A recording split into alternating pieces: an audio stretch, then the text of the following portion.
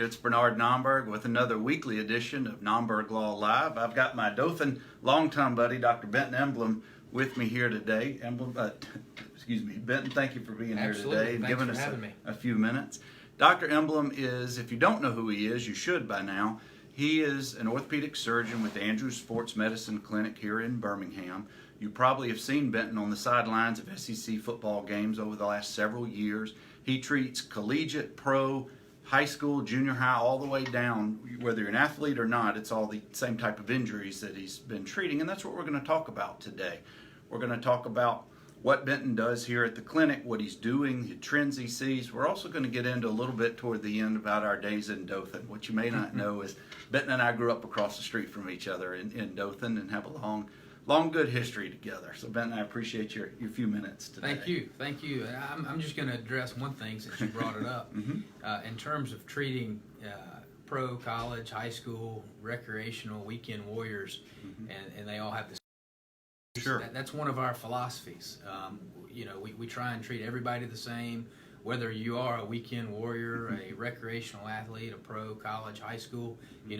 At the end of the day, the inside all looks the same, and we treat each patient as such. Do you also treat those wannabes and those has-beens? We do. We see a lot of has-beens, and we treat them just like they were still back on the field. That's right. Well, again, guys, during our interview,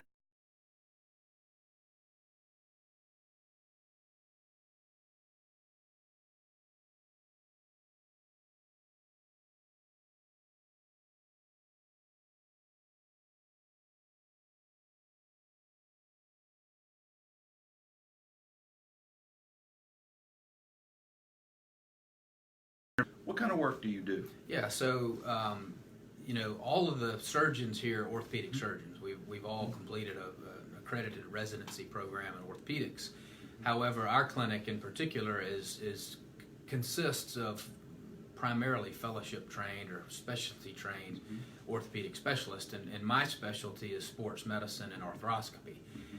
So most of what I do involves the injured athlete or the injured active individual. So you don't necessarily have to be playing a competitive organized sport, but it could be trimming limbs and falling from a limb and injuring your shoulder that way. So sports medicine is kind of the name of our specialty, but really it's just the treatment of active individuals. In addition to that, I've done specialty training in hip arthroscopy and the treatment of the non-arthritic hip, which is a evolving field and a very exciting field within the realm of sports medicine and orthopedics. So in addition to basic sports medicine and taking care of the injured active individual, I also do a lot of hip treatment as it relates to soft tissue injuries around the hip. Let's talk about the hips for just a second. Let's talk about Bo Jackson. Correct. He probably had the most famous hip injury in the last 30 years, at least in the South that we know about. That's the kind of injuries that you're treating? That's some of them, and that's a very interesting topic because I recently treated a linebacker from Louisiana that had the exact injury that Bo Jackson had. And the treatment has been significantly different. Bo Jackson, as we all know, and this is not private information at this point, Bo Jackson would tell you himself. He had a hip injury that involved the ball slipping out of the socket, and when that happens, it can disrupt the blood supply, it can cause some collapse of the bone, it can be associated with tears in the labrum and the soft tissue around the hip, and that's what he had. Unfortunately, when he had that injury, we didn't have very good treatment options other than the end result, which was the avascular necrosis, and what you did to treat that in that time was a hip replacement. And he had a hip replacement, and hip replacements in high-level sports don't really mix together well. That ended his career, didn't it? It ended his career ultimately. The kid that I saw most recently had the same injury, but we were able to treat that early on and basically intervene in that process of blood flow restriction and loss of bone, as well as repairing the labrum and the soft tissue around the hip. So hopefully that kid, will continue to have somewhat of a career in collegiate level sports. That's our goal. The interesting thing is we actually have some ways to treat that now that we didn't have back in the 80s. And Bo's injury, I want to say it was more than 25 years ago.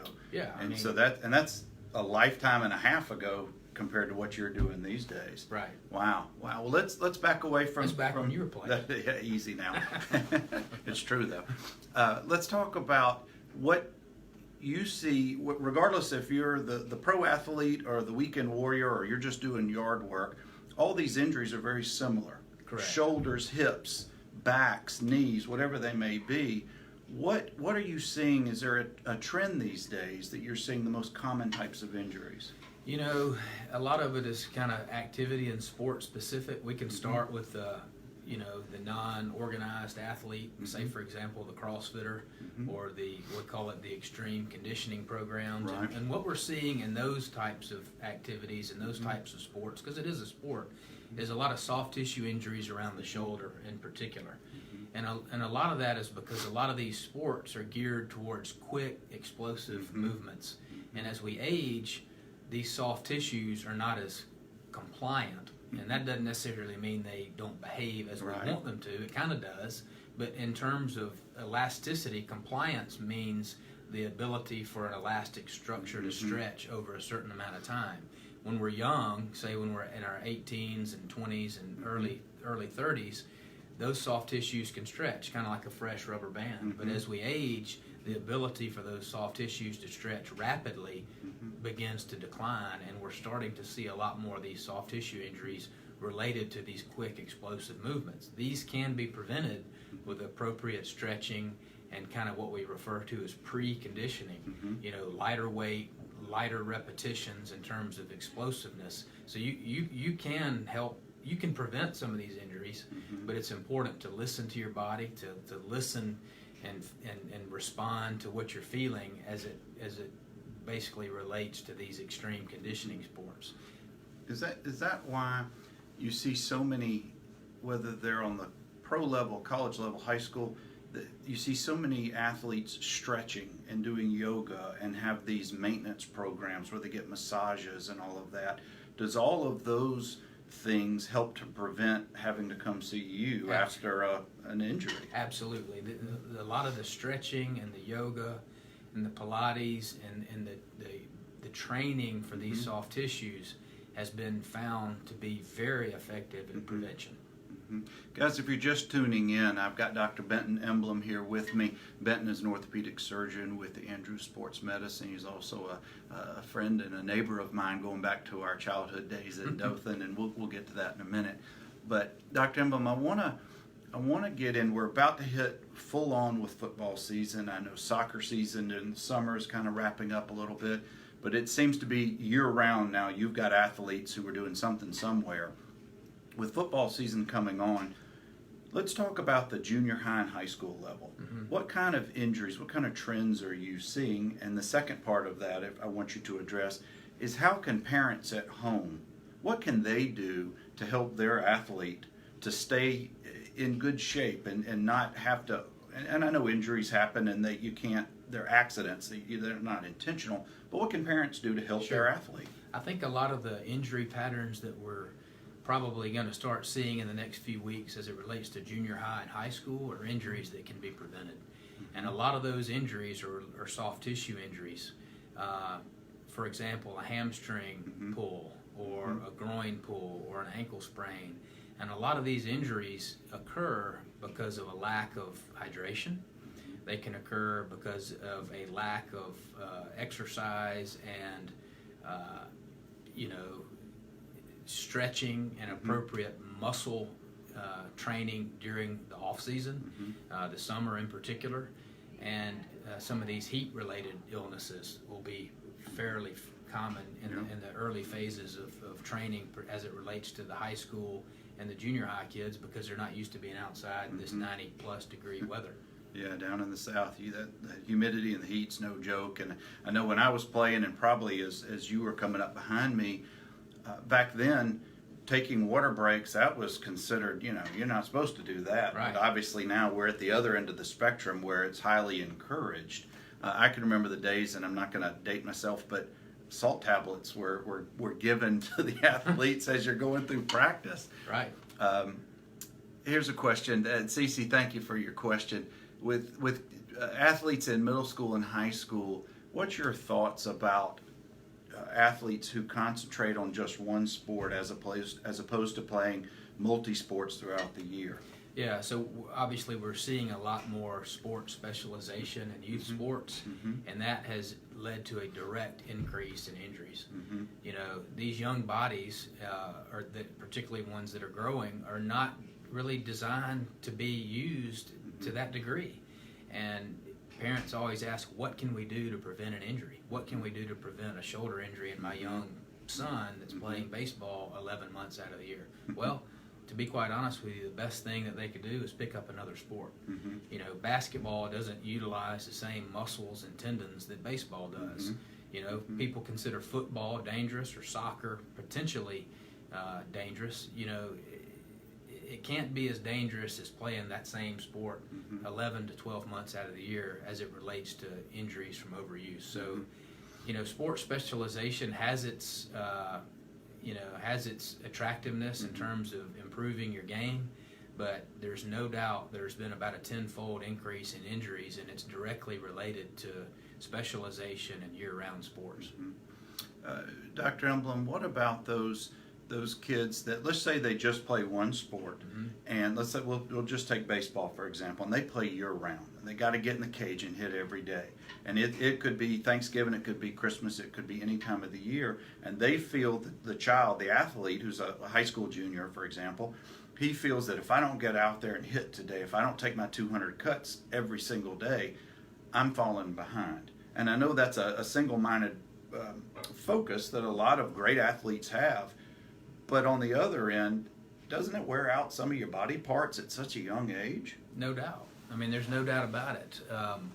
You know, a very renowned golfer, Jordan Spieth in particular, his parents wouldn't let him specialize in golf or focus primarily on golf, I think, until he was about a junior in high school. I know he was certainly a sophomore, but I think it was a junior in high school, and that was probably the best decision they ever made in terms of preventing breakdown of soft tissues and you know, muscles and tendons around the shoulders and the back.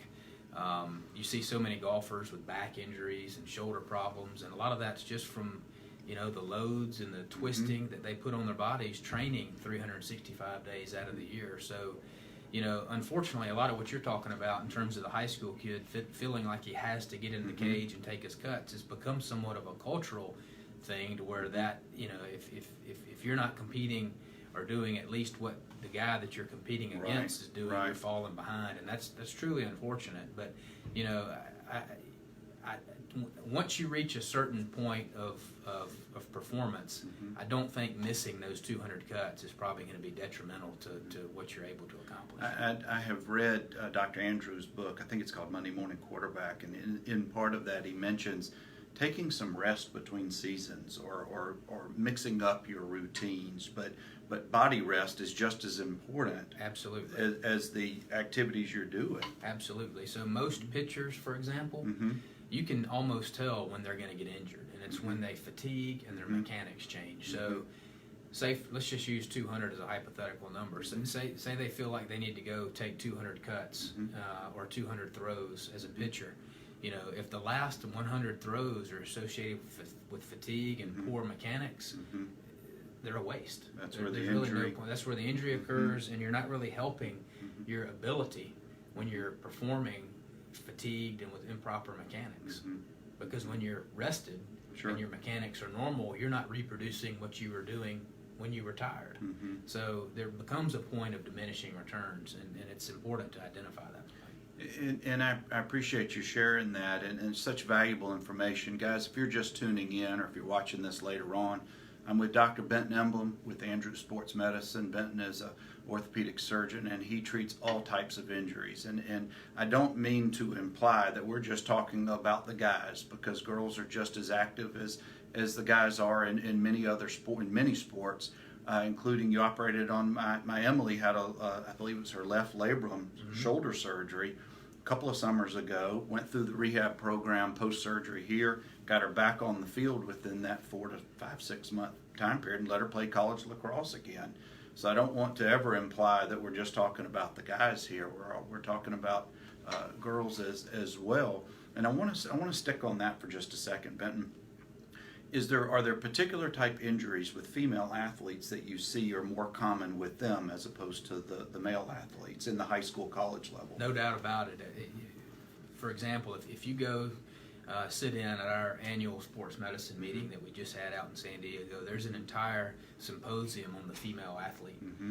And there are quite a few sports medicine specialists, and a lot of them are female, that have developed a significant interest and level of expertise in treating just the female athlete. So it can start from hormonal and physiologic types of problems that are related to eating disorders and subsequent metabolic problems related to that, and then it can move as far as the musculoskeletal problems that we see related to the female, because females are not just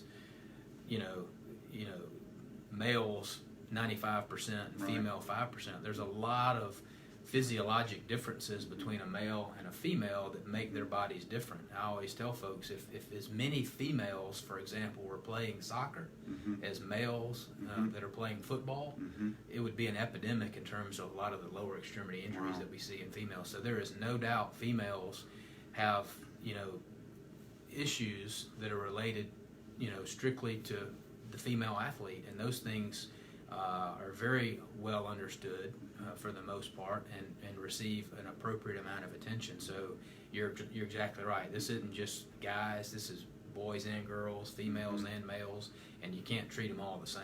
Well, let me do a quick follow-up with that. One of the things that I noticed with Emily and some of her teammates, and I think I've heard either you or one of the other doctors here mention in your studies you've seen that females, either their shoulders or their knees or both joints are a little looser compared to males. Like Emily would complain that her shoulder would just pop out. She could be laying in bed and it would just get real loose. Maybe not come all the way out, but she could feel it. Is that really something that's unique to female athletes? A lot of the female athletes do have a degree of hypermobility, and that is more common in females than it is in males. And there's some genetic predisposition to that, and then some hormonal and physiologic predisposition to that. But yes, a lot of the female athletes have problems related to joint laxity, and the main joints are going to be the shoulder, the hip, and the knee, and the ankle. So kind of the primary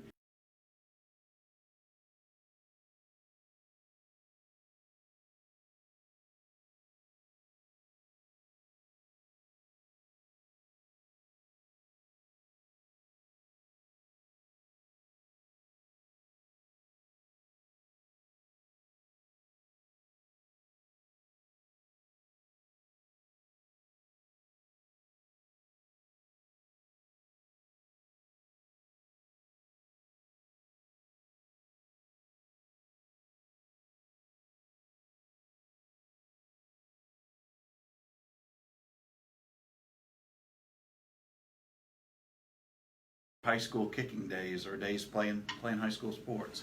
a lot of fond memories. I tell people that most of my memories growing up were centered around sports, whether it was football or hunting or water skiing at the beach or the lake.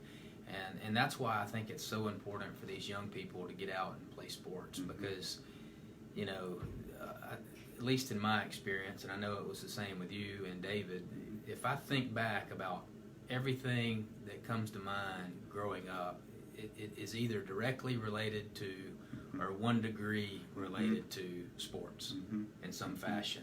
And I feel like that was very important in kind of steering me into the direction of being disciplined and being responsible and learning how to get along with others and how to respond to adversity, whether it was an injury or a loss or a disagreement with a coach or a competition with a fellow teammate.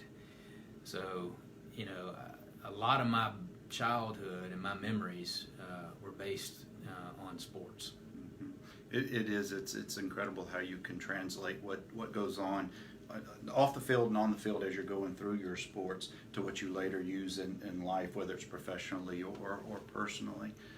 Dr. Emblom, I sure appreciate your few minutes this You're welcome. morning. Thanks for having me. Yes, sir. And guys, y'all been listening to interview today. Very informative information with Dr. Benton Emblom. I'll put in the comment section the contact information for Andrews Sports Medicine. You can always reach out to Dr. Emblom's staff.